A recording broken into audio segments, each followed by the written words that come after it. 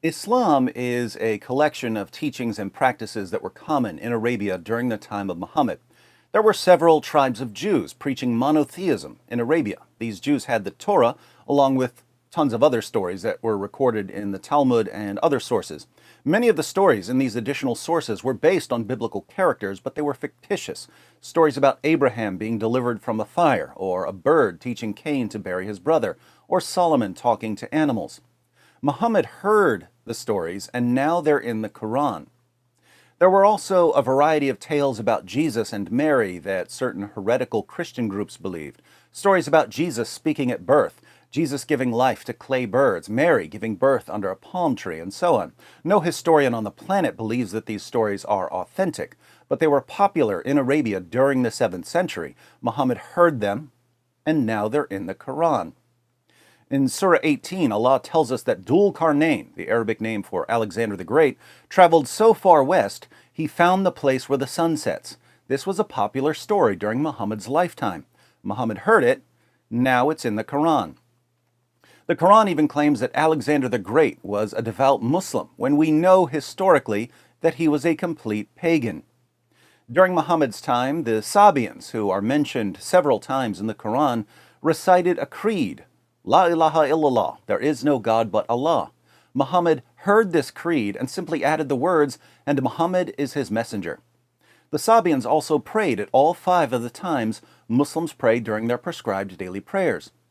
Some of the Persians believed that after death a paradise of sensual delights awaited them, complete with houris, the perpetual virgins Muslims believe they'll be awarded in paradise. It seems that Muhammad simply took a bunch of the beliefs and practices that were popular in 7th century Arabia, gave them an Islamic twist, and incorporated them into his new religion. The pagans, by the way, thought this was hilarious. They regularly made fun of Muhammad for believing everything he heard, so they called him the ear. Let's read a passage from Ibn Ishaq about Muhammad and one of his critics, a man named Nabtal. I have heard that it was of him that the apostle said, "Whoever wants to see Satan, let him take a look at Nabtal bin al-Harith. He was a sturdy black man with long flowing hair, inflamed eyes, and dark ruddy cheeks. He used to come and talk to the apostle and listen to him, and then carry what he had said to the hypocrites. It was he who said, 'Muhammad is all ears. If anyone tells him anything, he believes it.' God sent down concerning him, in Surah 9, verse 61 of the Quran, and of them are those who annoy the prophet and say, 'He is all ears.' Say, 'Good ears for you. He believes in God and trusts the believers and is a mercy for those of you who believe. And those who annoy the apostle of God, for them is a painful punishment.'" So the pagans could tell that Muhammad was simply adopting stories and practices for Islamic purposes. Not surprisingly, the Hajj, the annual pilgrimage to Mecca, is saturated in paganism and idolatry. During the Hajj, Muslims walk circles around the Kaaba, the cubical shrine that they pray to. They kiss the black stone. They run back and forth between the hills of Safa and Marwa, and so on. Where did they get these practices? Before Muhammad conquered Mecca, the Kaaba was a center of pagan worship in Arabia. The Kaaba was surrounded by 360 pagan idols. Sahih al-Bukhari, 2478. Narrated Abdullah bin Masud. The Prophet entered Mecca, and at that time there were 360 idols around the Kaaba. He started stabbing the idols with a stick he had in his hand and reciting, "And say, truth, i.e. Islamic monotheism or this Quran or jihad against polytheists, has come, and batil, falsehood, i.e. Satan or polytheism, has vanished." This is when Muhammad took control of the Kaaba. But why would he want to take control of a pagan temple and make it the center of Islamic worship? Let's back up a bit. When Muhammad and his followers were in Mecca years earlier, they prayed facing Jerusalem. The pagans prayed facing the Kaaba. Muslims prayed facing Jerusalem like the Jews. You could line up the Kaaba and Jerusalem if you wanted so that you were facing both. But the Qibla, the direction of prayer, was Jerusalem. When Muhammad was in Mecca, he really thought that the Jews were going to accept him as a prophet. The Muslim community eventually moved to Medina, and the Jews could tell immediately that Muhammad was a false prophet because they knew the Torah, and Muhammad only knew some stories that he had heard. He was all ears, remember. But Muhammad couldn't even get those stories right, so the Jews rejected him. And Allah said to Muhammad in Surah 2, verse 144 of the Quran, "Now shall we turn thee to a qibla that shall please thee. Turn then thy face in the direction of the sacred mosque." So Allah's goal in telling Muslims to face the Kaaba was to please Muhammad. It's amazing how much of Islam is dedicated to pleasing the man who was receiving the revelations. Why would facing the Kaaba please Muhammad? Two reasons. One, he was sending the Jews a message. This is what you get for rejecting me. Two, Muhammad had grown up among pagans who prayed facing the Kaaba and all its idols. So praying to the Kaaba was normal for them. It felt right. But how could Muhammad justify praying towards a pagan shrine? Well, just a few verses earlier, in Surah 2, verse 127, Allah declared that the Kaaba was built by Abraham and Ishmael. Now that's interesting. If it was built by Abraham and Ishmael, why did Muslims spend more than a decade praying towards Jerusalem? Why does it seem like Muhammad is inventing this as he goes along? One of life's great mysteries. But what evidence do we have that the Kaaba was built by Abraham and Ishmael? Absolutely none, apart from the fact that Muhammad said it. That's good enough for Muslims, but it shouldn't be, because Muhammad had absolutely no clue what he was talking about, and I can prove it. Sahih al-Bukhari, 3366. Narrated Abu Dar, I said, "O Allah's Messenger, which mosque was first built on the surface of the earth?" He said, "Al-Masjid al-Haram," at Mecca. I said, "Which was built next?" He replied, "Al-Masjid al-Aqsa," at Jerusalem. I said, "What was the period of construction between the two?" He said, 40 years. According to Muhammad, there was a 40-year gap between the construction of the Kaaba and the temple in Jerusalem. Why is this important? Well, we know when the Jerusalem temple was built. Solomon built it in the 10th century BC. That's more than 1,000 years after Abraham. If Abraham built the Kaaba, he built it more than 1,000 years before Solomon built the Jerusalem temple. But Muhammad said that they were built 40 years apart. So we need to ask our Muslim friends, where did Abraham and Ishmael get their time machine? Because if they didn't have a time machine, Muhammad was wrong, and we can't trust what he says about the construction of the Kaaba.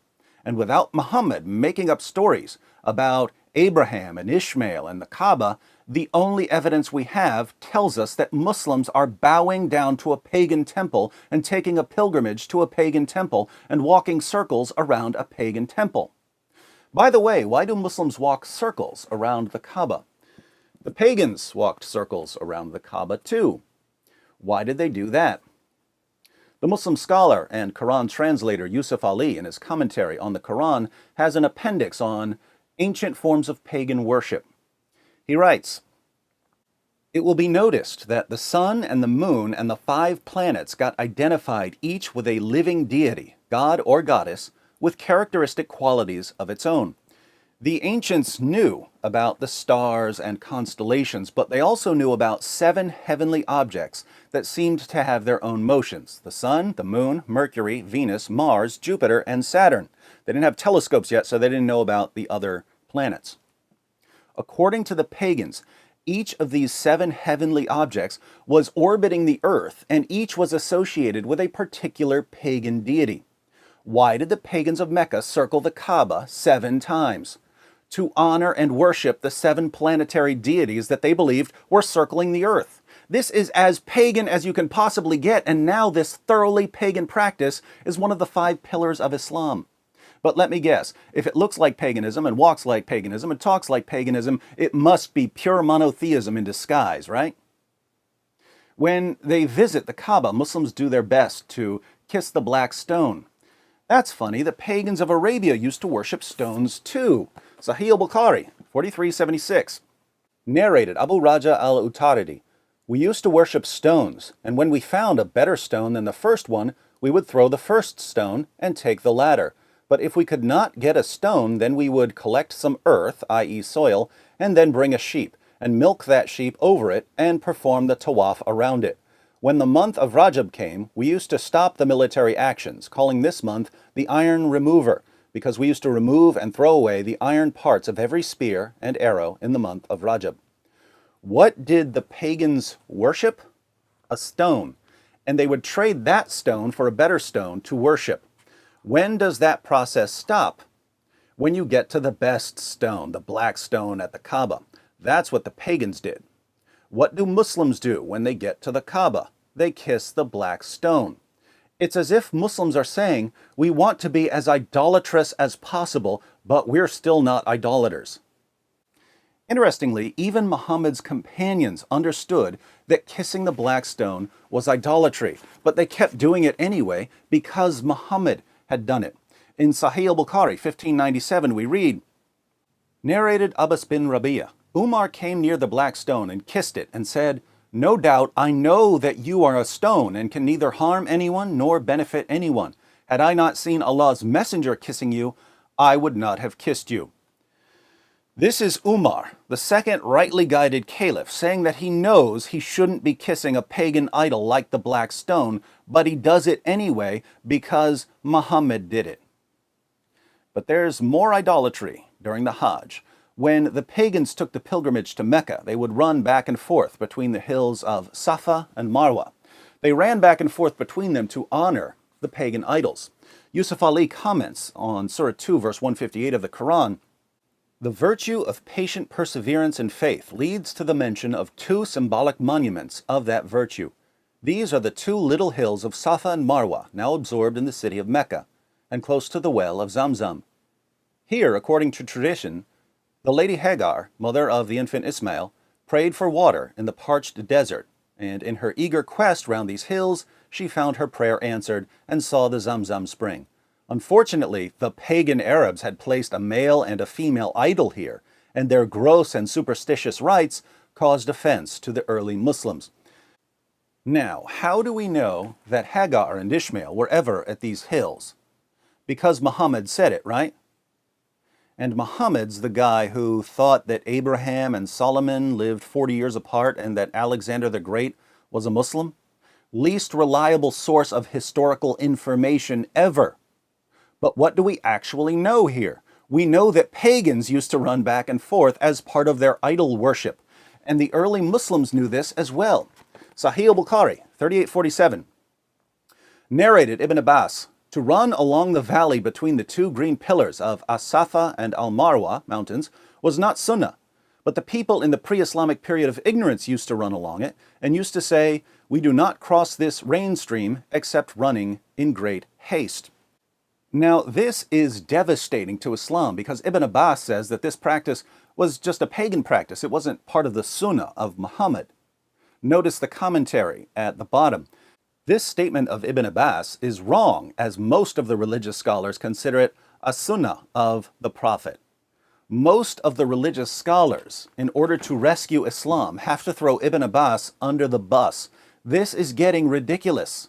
Sahih al-Bukhari 4496 narrated Asim bin Sulaiman, I asked Anas bin Malik about As-Safa and Al-Marwa. Anas replied, we used to consider going around them a custom of the pre-Islamic period of ignorance. So when Islam came, we gave up going around them. Then Allah revealed, verily, As-Safa and Al-Marwa, two mountains at Mecca, are of the symbols of Allah. So it is not a sin on him who performs Hajj or Umrah pilgrimage of the house, the Kaaba at Mecca. Here again, the early Muslims understood that this was a pagan practice. They said that they stopped doing it when they became Muslims. But Muhammad liked it, so it ended up in the Quran. How much paganism can you fit into one religion?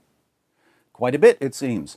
And two things are amazing here. First, it's amazing that Muslims who are swimming in a sea of pagan practices are deluded enough to think that they're the true champions of monotheism. They're doing everything the pagans did. They just rename it monotheism. Second, the pagans of Arabia were local groups. They weren't going to spread their pagan practices around the world. But Islam has taken the same idolatrous pagan nonsense practiced by the Meccans and spread it around the world. This means that Islam is the greatest source of idolatry and paganism in history. Now, to you Muslims who insist on taking the pilgrimage to Mecca in spite of its pagan roots, I make a simple request. Watch this video, where I talk about the Kaaba and how you can convert your false pagan worship into something that actually involves God. I'm not sure you'll like it, but it will definitely be an improvement over spending your lives kissing a pagan rock and running around a pagan cube and celebrating the 7 false planetary deities and having no idea that you've been duped. The chief export of Saudi Arabia is not oil. It's paganism and terrorism. Off topic, but I couldn't resist.